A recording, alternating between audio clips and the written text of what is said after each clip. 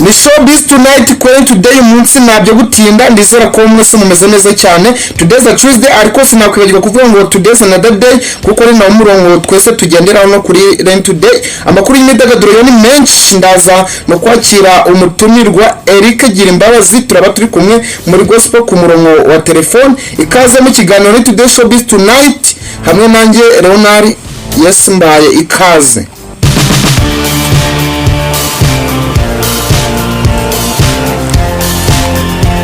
Titi Brown umwe mu babyinnyi bafite izina rikomeye hano mu Rwanda, ari mu rukundo na Nyambo Jessica uzwi cyane muri filime y'uruhererekane yitwa My Heart, filime ya Kraman. Ibi ntabwo ari amakabya nkuru ahubwo ni impamo kuko Nyambo ubwe yabitangaje ubwo ku rubuga rwe rwa X yashyiragaho ifoto igaragaza Titi ari kumwe nawe, maze agashyiraho amagambo akomeye yanditse ngo mayi. Iyi mayi iherekezwa n'udutima tubiri, noneho hagati haza utugufuri tubiri. Irushanwa rya Rwanda Gospel Stars Line ryatangiriye i Rusizi, ku ikubitiro ryatangiriye i Rusizi. Ubu n'umunyempano mu kuramya no guhimbaza Imana nawe agiye kujya ahembwa. Murumva ibintu atari byiza. Indirimbo ya The Ben na Bruce Melody yaheze mu mishinga kuva muri 2017 kugeza ubu ngubu.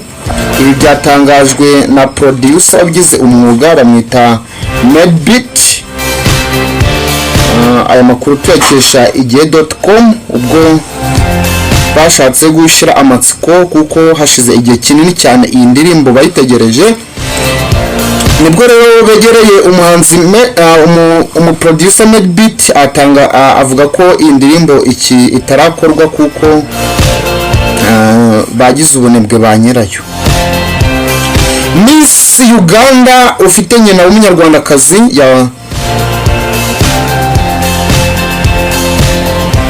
yego uyu munsi yakoze amateka muri Miss World. Amazina ye ni Hannah Karem. Tumukunde kandi koko ndabona ari mwiza cyane. Uyu rero yabaye nyampinga wa Uganda muri 2023 ariko akaba akomoka ku munyarwandakazi. Yaje mu bakobwa 10 bafite ubwiza bufite intego muri 2024. Ni irushanwa ryabaye yitwa Miss World 2024. Ni mwiza dise. Ntabwo ari amakuru y'imyidagaduro gusa, tuvuga no ku byamamare. Ubu tuvugana Jeff Bezos yongeye kuza ku mwanya wa mbere mu bakire ku isi, ahigika uwo bita Elon Musk. Ubu Jeff Bezos arusha Elon Musk miliyari 2 z'amadolari y'Amerika. Bezos ubu afite miliyari 200 kuri konti ye, mu gihe Elon Musk nyiri Tesla uherutse no kugura urubuga rwa X rwaje rwitwa Twitter, akaba amuri munsi ho miliyari 2, akaba afite miliyari 198 zose. Ye baba we amurusha miliyari 2 zose. Nahoze mvuga kuri miliyari y'idolari ku muntu usigaje imyaka 80 gusa. Uziko mu manyarwanda yazajya akoresha miliyoni 35 n'igice buri munsi. Reka twakire Eric mu kiganiro Rain Today Showbiz Tonight. Twababwiye ko turi kumwe nawe ku murongo wa telefone. Eric, umeze neza? Ese neza cyane kabisa. Yes, turakwakiriye hano kuri Rain Today mu kiganiro Rain Today Showbiz Tonight. Nakoze nanjye nishimiye kubana namwe. Yego, uyu kandi akaba ari n'umuririmbyi muri gospel. Watangira ubivuga neza kugira ngo batajya ngo nimba ndababeshya bumve n'ijwi ryawe. Yesu niwe mujyanama wanjye, yewe ngabo yanjye nkingira. Murakoze, nitwa Nishingira Imbabazi. yego. Meruka kuri YouTube yawe, YouTube channel yawe hariho indirimbo 3 ziracyari 3? Oya, hariho indirimbo 4. Indirimbo 4 zose. Harya indirimbo ya mbere yitwa ngo iki? Ya mbere yitwa Komeza icyo ufite. Ya kabiri yitwa Ineza yawe. Utarakomeza iya mbere waturirimbaho gato. Komeza icyo ufite. Yego. Komeza icyo ufite wanukire kure, impano wahawe kubera umugisha, rangurura cyane ijwi rigere kure, umurimiti marembejwe n'ingoma, bwira abantu ko Yesu ari umunyampuhwe, ukomeza umurike wowe ntuzime, abaza kubona bakubone mu Yesu, imerego yawe nishiremo amavuta. Yego, urakoze. Aya magambo kakomeye avahe? Amagambo arakomeye. Ntabwo uzi neza uburyo nanjye biza, ariko hari igihe nitegereje ubuzima umuntu abayemo, ariko gucika intege wenda abantu bari gusubira inyuma, cyangwa se nkareba akamaro twagakwiye kugira muri iki gihe tugezemo, bigatuma ntekereza aya magambo ameze gutya. Niho byavuye ndi kubwira abantu ngo bakomeze icyo bafite, hanyuma bahumuriza abantu, bababere ikintu cyiza cyabafasha kugira ngo babeho neza bishimye. Yego. None se iri jwi ko ari ryiza cyane, ntirizatuma abakobwa bagushuka? bagatuma wigira nko muri romantic song, mu ndirimbo z'urukundo? Dushobozwa byose na Kristo duha imbaraga. Uko bikose ntabwo ari njye wihamagaye mu murimo, Kristo niwe wampamagaye. Zanshoboza n'ibindi byose, azampa kubikora neza. Ubundi ibi bintu wabitangiye ryari? Byaje bite?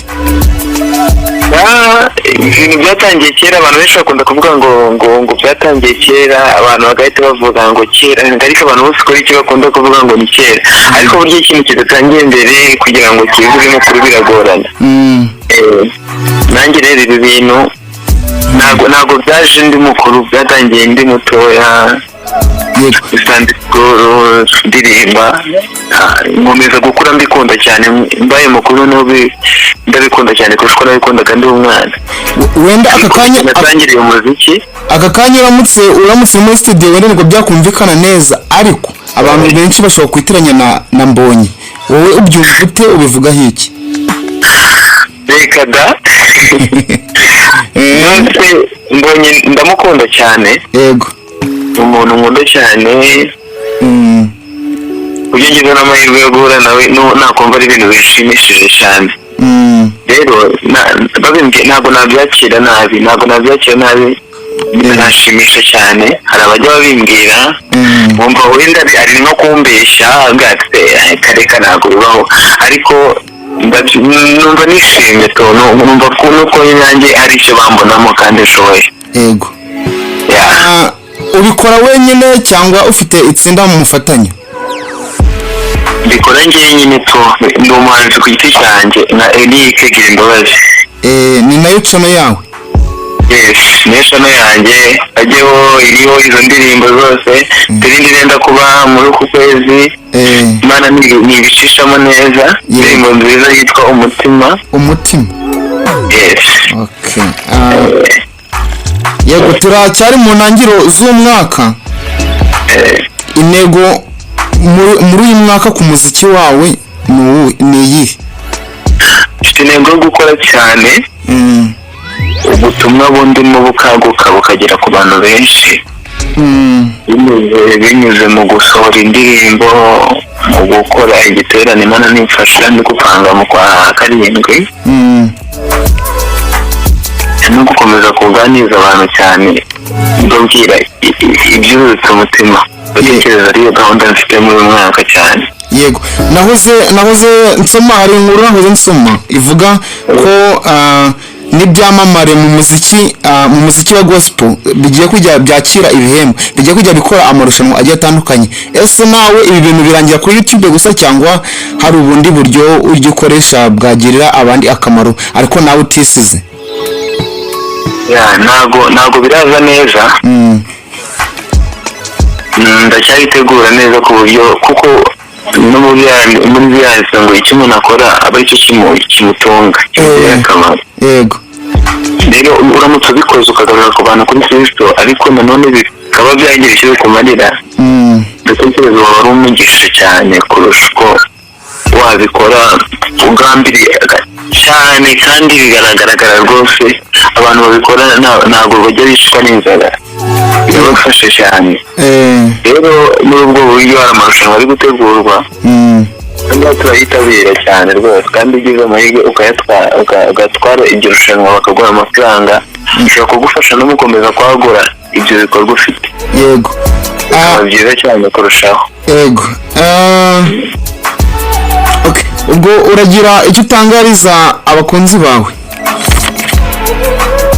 Ikintu nabatangariza rero nabasaba gukomeza kubana nanjye bakamba hafi, nabo tugiye kumenyana aka kanya bakajya kuri channel yanjye bakakurikirana indirimbo zanjye. Nanjye ntabwo nzigira amatenguha, amaze igihe nasohora indirimbo ashobora kuba agiye gushira amezi nka 3 yitwa Niki Naguha, nibwo yari yagiye.